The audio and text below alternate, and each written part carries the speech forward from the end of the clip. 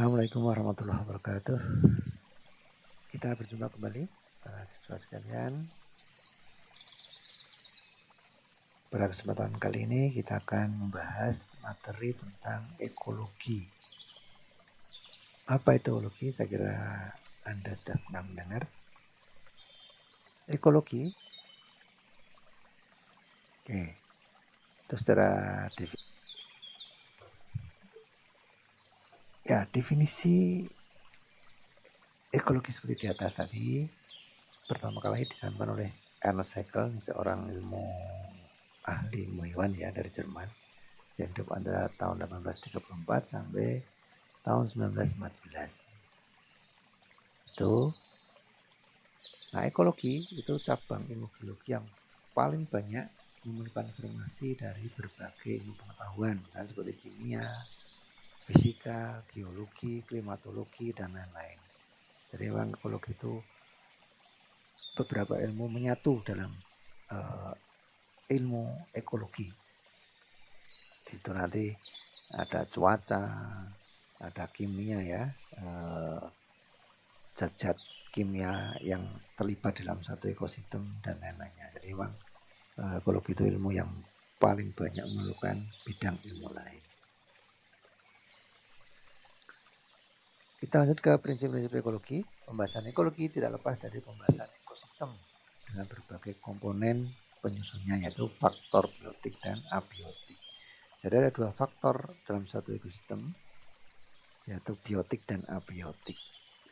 Inilah yang sebetulnya menjadi tulang punggung dari ilmu ekologi itu.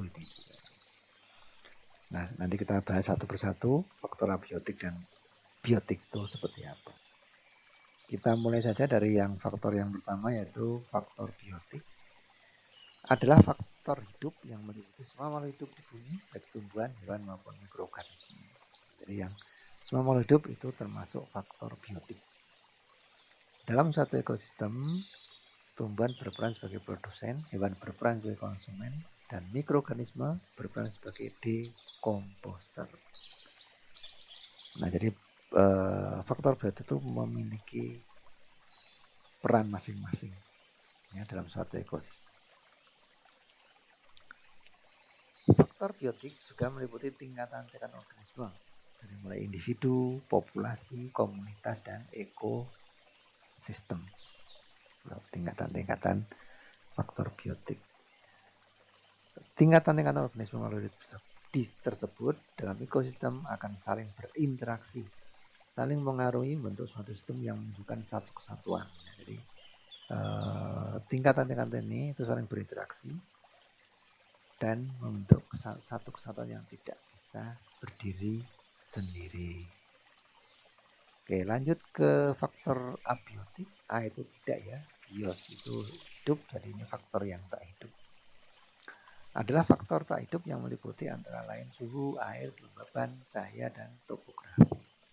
Dan masih banyak faktor abiotik yang lain yang ada di ekosistem. Lanjut ke tingkat-tingkatan yang tadi ya, kita bahas satu persatu, mulai dari individu. Apa itu individu? Individu merupakan organisme tunggal. Jadi misalnya seekor tikus, seekor kucing, sebatang pohon jambu, sebatang pohon kelapa, dan seorang manusia. Ya, seorang manusia itu disebut dengan individu. Ini contohnya seperti ini, ada gambar ini lebah ya, ada singa, itu masing-masing adalah individu. Yang kedua, populasi. Populasi merupakan kumpulan individu sejenis yang hidup pada suatu daerah dan waktu tertentu.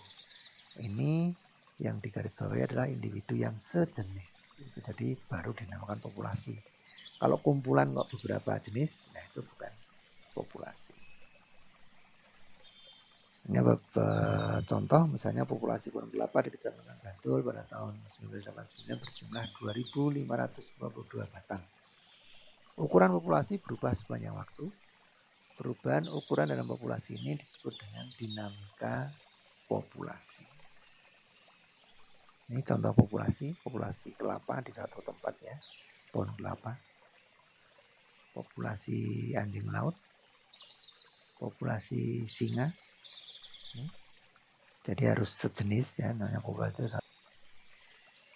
Oke, masih kita membahas tentang populasi. Ada beberapa faktor penyebab kecepatan rata-rata jumlah populasi. Jadi yang namanya populasi itu mesti jumlahnya tidak akan tetap ya dari waktu ke waktu. Tidak mungkin dalam waktu misalnya 5 tahun jumlah populasi singa di padang rumput tertentu itu jumlahnya tetap, tidak mungkin. Pasti ada perubahan, baik itu bertambah, kadang kurang, gitu ya, kadang berkurang, kadang tambah lagi. Itu namanya dinamika populasi. Itu tadi. Nah, apa penyebabnya? Penyebabnya bisa jadi dari alam ya, misalnya bencana alam, kebakaran, serangan penyakit, atau bisa jadi karena perburuan oleh manusia. Nah, secara umum penyebab dinamika populasi itu adalah yang pertama natalitas, kelahiran, dan mortalitas kematian. Nah, ini merupakan penentu utama dinamika populasi. Secara normal tentu dua faktor ini yang utama ya. Natalitas akan menambah jumlah populasi, mortalitas akan mengurangi jumlah populasi. Yang kedua, imigrasi dan emigrasi. Atau kalau disingkat ya migrasi ya. Jadi migrasi itu ada dua, imigrasi dan emigrasi. Perpindahan tempat dari satu tempat ke tempat yang lain. Tentu ini khusus untuk organisme yang bisa bergerak, misalnya hewan dan manusia. Tentu kalau tumbuhan tidak mengalami imigrasi atau emigrasi. Nah, imigrasi apa itu? Perpindahan satu atau lebih organisme dari luar populasi masuk ke dalam populasi yang ada. Jadi kalau imigrasi itu masuk, nah ini akan menambah jumlah populasi di suatu tempat. Karena kemasukan organisme dari tempat. Emigrasi kebalikannya, ini peristiwa berpindahnya satu atau lebih organisme dalam suatu populasi ke populasi lain, sehingga populasi akan berkurang atau menurun. Ya. Jadi kalau I itu masuk, E itu keluar. I itu akan menambah jumlah populasi, E akan mengurangi jumlah populasi di suatu wilayah. Secara garis besar, imigrasi dan natalitas akan meningkatkan jumlah populasi. Sedangkan mortalitas dan emigrasi akan menurunkan jumlah populasi. Saya kira jelas ya ini. Tidak perlu saya terangkan lagi.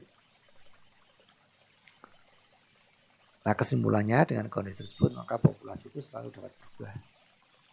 Meskipun perubahannya tidak selalu menyolok gitu ya, kecuali yang menyolok itu kalau ada bencana alam, jadi perubahannya sangat kelihatan sekali. Tapi kalau normal itu perubahannya tidak akan menyolok.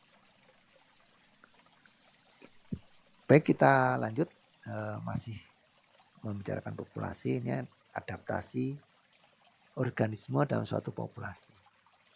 Dalam bertahan hidup, setiap jenis organisme dihadapkan pada masalah-masalah hidup yang kritis. Misalnya, seekor hewan harus mendapatkan makanan, mempertahankan diri terhadap musuh, serta melihara anaknya. Untuk mengatasi masalah tersebut, organisme itu memiliki struktur khusus. Misalnya ada duri, sayap, kantong, atau tanduk, dan lain sebagainya.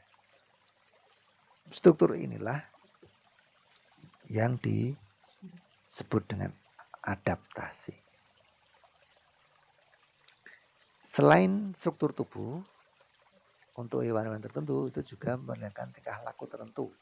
Misalnya tingkah laku membuat sarang, melakukan migrasi yang jauh untuk mencari makan, dan lain-lainnya. Ya. Nah, struktur tubuh organisme dan tingkah laku demikian itu disebut dengan adaptasi atau penyesuaian diri ya terhadap lingkungan, namanya adaptasi. Ada bermacam-macam adaptasi makhluk hidup terhadap lingkungan, yaitu adaptasi morfologi, fisiologi, dan tingkah laku. Kita lihat satu persatu mulai dari yang pertama, adaptasi morfologi.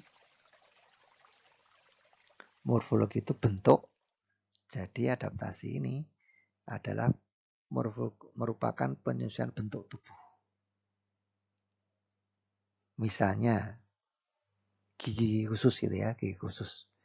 Misalnya hewan-hewan karnivora, harimau, singa itu tentu memiliki gigi yang khusus karena menyesuaikan dengan apa yang dimakan.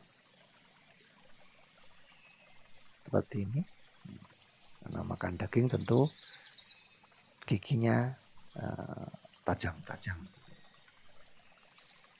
Paruh.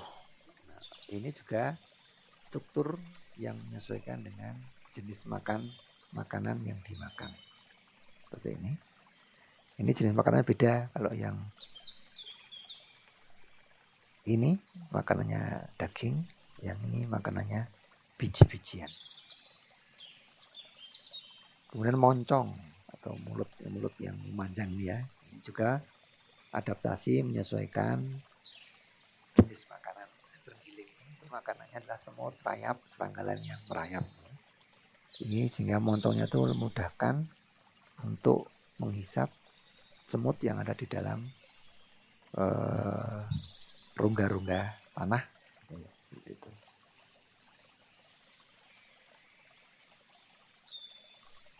Yang berikutnya bentuk daun ini pada tumbuhan misalnya, ya. Contohnya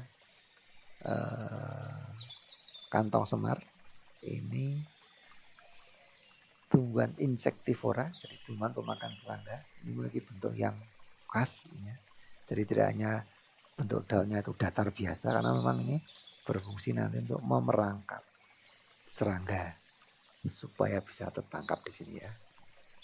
Jadi bentuknya harus khusus. Ini namanya adaptasi struktur. Kemudian akar, ini juga beberapa jenis tanaman memiliki akar yang seperti ini. Ini untuk akar napas karena untuk mengantisipasi pasang surutnya air laut. Jadi akarnya meninggi seperti ini. Yang kedua, adaptasi fisiologi. Ini kaitannya dengan fungsi faal tubuh, fungsi fisiologis ya. Fisiologis.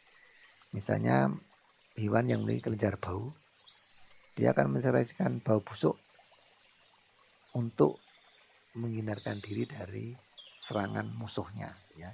Kalau dia merasa terancam, maka dia akan mengeluarkan bau. Kemudian kantong tinta pada cumi-cumi dan gurita, fungsinya sama ya, untuk menghindarkan diri dari musuh. Ini mimikri pada bunglon. Mimikri itu perubahan warna. Bunglon itu akan menyesuaikan warna tubuhnya dengan warna di mana dia hinggap atau menempel ya. Kalau warnanya hijau, tempatnya dia akan berubah jadi warna hijau. Kalau warnanya coklat, dia akan berubah menjadi warna coklat. Itu namanya mimikri. Fungsinya ini untuk menghindarkan diri dari pandangan musuh ya, sehingga tidak begitu jelas dilihat oleh pemangsa. Yang ketiga, adaptasi tingkah laku. Ini kaitannya dengan tingkah laku untuk mempertahankan diri biasanya. Contohnya ini perilaku pura-pura tidur atau mati pada tupai Virginia opossum. Itu kalau tupai itu terasa terancam, dia akan pura-pura mati seperti ini. Nanti kalau sudah terasa aman, dia akan bangkit. Yang kedua, migrasi juga perilaku. Contohnya ikan salmon. Ikan salmon dewasa itu hidupnya di laut. Hidupnya di laut ya. Tetapi pada saat dia berkembang biak, dia akan bermigrasi ke hulu sungai. Jadi dari laut pindah ke sungai untuk bertelur. Kemudian telurnya dibuai oleh pejantan, akan mentas menjadi ikan salmon baru. Memang siklusnya seperti itu. Jadi ikan salmon itu kalau dia berkembang biak, dia akan ke hulu sungai. Tidak bisa dia berkembang biak di laut, ya, itu. Nah, mesti seperti itu tiap waktu proses reproduksi. Nah, ini juga migrasi, perpindahan tempat. Ada wildebeest ya, pindah dari tempat yang kekurangan makan, biasanya pindah ke tempat yang lebih subur. Ini juga sama, berpindah karena dirasa tempat yang lama kering ya, makanannya sulit, pindah ke tempat yang baru. Nah, ini ada video migrasi ikan salmon tadi. Ini ada ikan ya, sudah sampai ke sungai, dan ini sudah hulu sungai. Biasanya dia menempelkan telur-telurnya itu di bebatuan ya, di bebatuan. Jadi memang dia mencari tempat-tempat yang khas untuk menempatkan telurnya di sungai. Ini kan betina dan jantan bersama-sama ini. Bersama-sama. Ini bebatuan, nanti disinilah meletakkan telur-telur.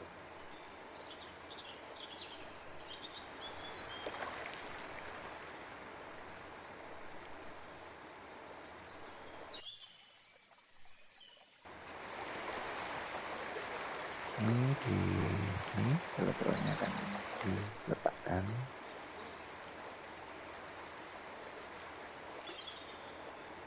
Banyak sekali ikan-ikan ya, memang mereka semuanya ikan-ikan dewasa yang akan berkembang biak, bertelur. Ini campur antara jantan dan betina. Karena kita tahu ikan itu pembuahannya eksternal, jadi di luar tubuh.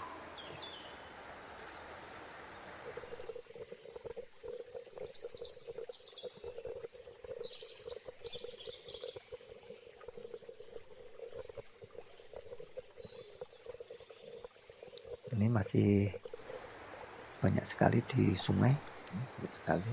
Ini hasil migrasi dari laut sampai ke sini, hulu sungai.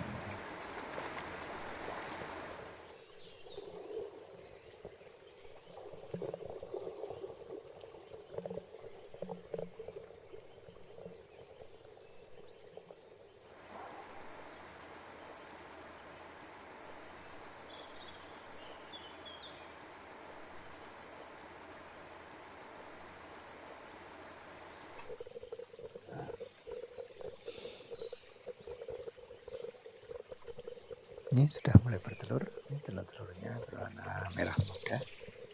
Kelak ini akan menetas menjadi ikan salmon muda. Disembunyikan di bawah-bawah batu-batu agar terhindar dari predator.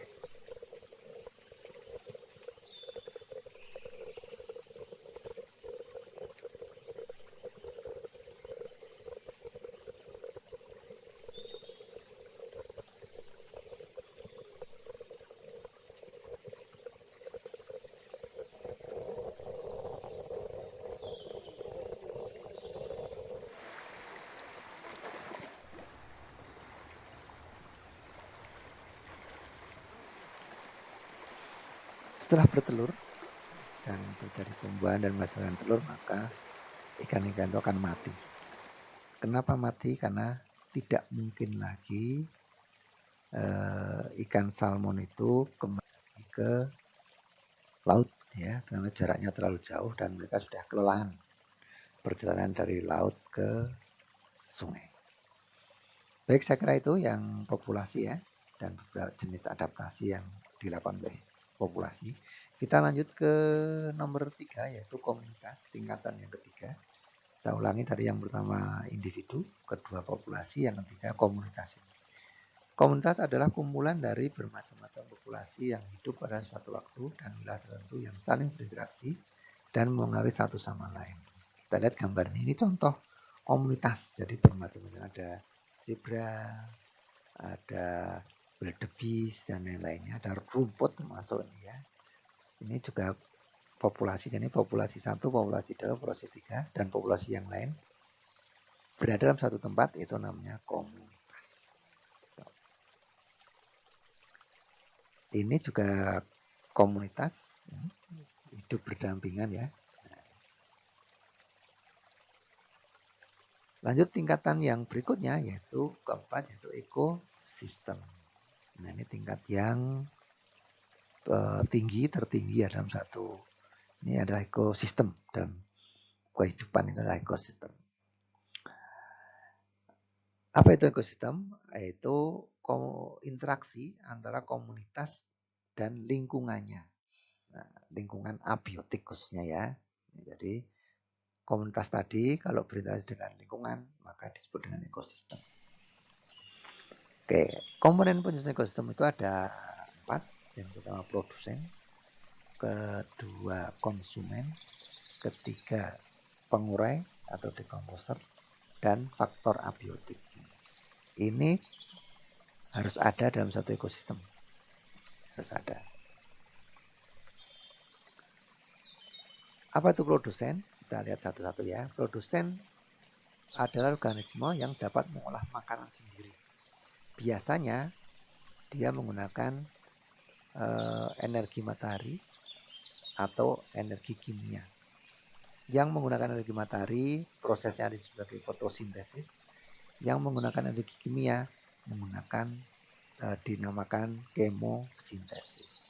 Biasanya kalau fotosintesis oleh organisme yang memiliki klorofil, zat tumbuhan atau organisme lain yang punya klorofil. Kalau yang kemosintesis itu biasanya dilakukan oleh organisme mikro atau mikroorganisme. Dari proses keduanya ini maka organisme tersebut akan mendapatkan energi. Nah itu namanya produsen. Jadi dia tidak memerlukan organisme lain untuk hidup. Yang kedua konsumen. Nah, dia tidak dapat mengolah makanan sendiri. Maka dia memerlukan organisme lain untuk mendapatkan energi. Misalnya apa? Hewan. Ya. Itu termasuk konsumen. Berdasarkan posisi dalam rantai makanan, konsumen dapat dibagi berdasarkan ada 3 pembagian ya konsumen itu ada perannya. Yang kedua berdasarkan cara memperoleh makanan. Yang ketiga berdasarkan tingkat tropik atau jarak dari sumber utama energi, yaitu apa? Matahari. Kita lihat berdasarkan peran nih, ada konsumen, ada produsen, perannya ya, paling bawah produsen. Kemudian konsumen tingkat 1, konsumen tingkat 2, dan konsumen tingkat 3. Ini ada proses memakannya seperti ini. Itu berdasarkan peran. Itu. Yang kedua berdasarkan cara memberi makanan. Itu ada produsen sama tadi. Kemudian herbivora, pemakan tumbuhan. Karnivora tingkat 1, karnivora tingkat 2. Ini berdasarkan cara memperoleh makanan. Yang terakhir tadi berdasarkan tingkat tropik. Dilihat dari jarak sumber utama energi yaitu matahari. Tumbuhan sebagai pengguna langsung energi matahari maka dia berada pada tingkat tropik yang pertama.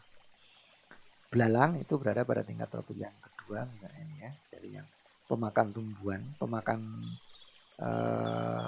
produsen itu tropik pertama. Selanjutnya tingkat tropik yang kedua. Di sini gambarnya tikus. Yang terakhir yang berikutnya adalah tingkat tropik yang keempat.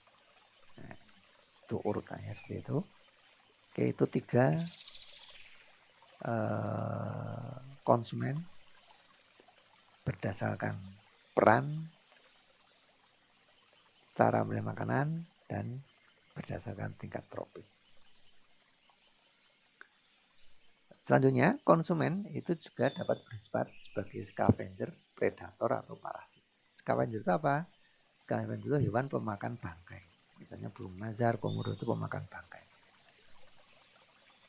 Kemudian predator, ini pemangsa yang mengejar dan memakan buruannya. Hidup-hidup ya, ada ular, singa, dan sebagainya.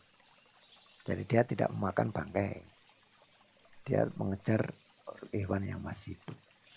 Yang berikutnya, konsumen ada yang bersifat parasit. Hidup pada organisme lain. Misalnya ada benalu atau kutu. Itu konsumen. Yang ketiga, faktor yang ketiga adalah pengurai atau decomposer. organisme yang berperan mengeluarkan organisme yang telah mati. Ini namanya disebut dengan pengurai. Contohnya apa? Jamur dan bakteri. Ini pengurai. Ya, beda dengan yang tadi yang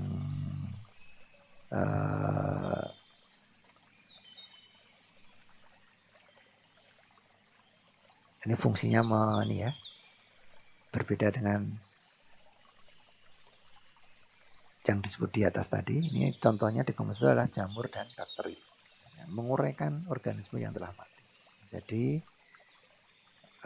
kenapa bangkai-bangkai itu bisa hilang di tanah, hancur, karena ada jamur dan bakteri yang menguraikan. Oke, baik, selanjut ke berikutnya yang di interaksi dalam ekosistem.